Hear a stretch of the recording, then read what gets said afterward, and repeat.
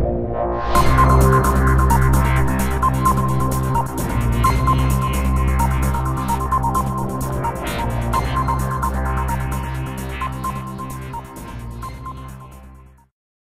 Independence Nation on the Light of Life Network. As you may know, we are following and tracking the activity going on in Syria and how it relates to a coming war with Iran. We have some footage that came out and an article we received from RT.com about how Syrian rebels are executing the POWs, those who are Assad supporters. I'd like to read it for you. A horrifying amateur video from Syria emerged online showing an apparent mass execution of Assad supporters in Aleppo at the hands of rebels from the Free Syrian Army, also called the FSA. The footage shows several bloodied men stripped down to their underwear being forced to kneel by a wall amidst a throng of excited machine gun pounding men. Now, once their captors open fire, the camera jerks away as the crowd momentarily disperses, seemingly unprepared for the nearly 40 seconds of uninterrupted shooting that follows. As the gunfire dies down, shouts of Allahu Akbar resound as the once skittish onlookers victoriously raise their guns in the air, approaching what appears to be a pile of stripped down corpses.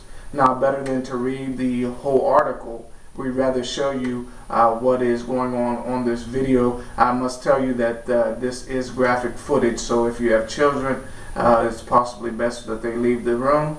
Go ahead and roll footage.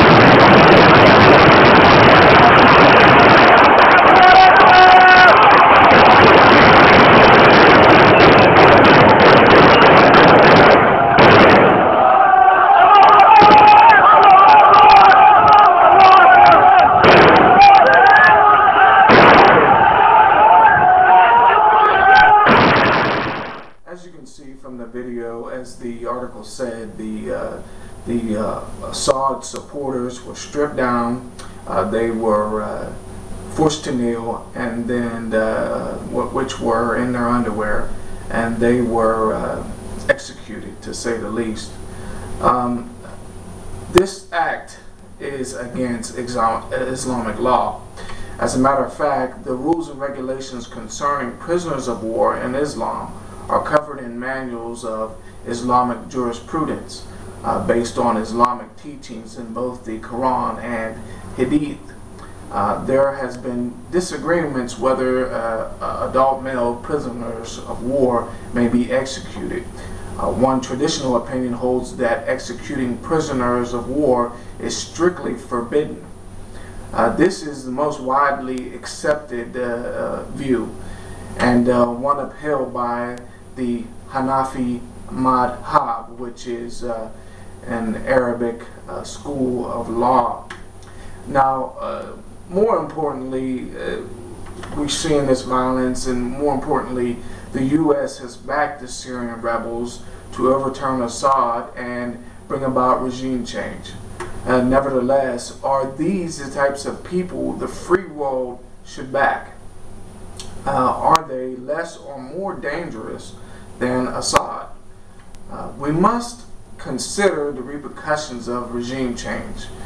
Consider the instability of what happened in Egypt and Libya, and besides for Egypt and Libya, what has happened in our past in Afghanistan, how we trained soldiers and then only for those soldiers to eventually turn on us. So we don't if we don't learn from our history, I'm afraid that we will be doomed to repeat it, and we will see the same thing among the Syrian rebels that we saw in Afghanistan, and the instability that is still going on today of Egypt and Libya. This is Keith Pitts reporting for Independence Nation.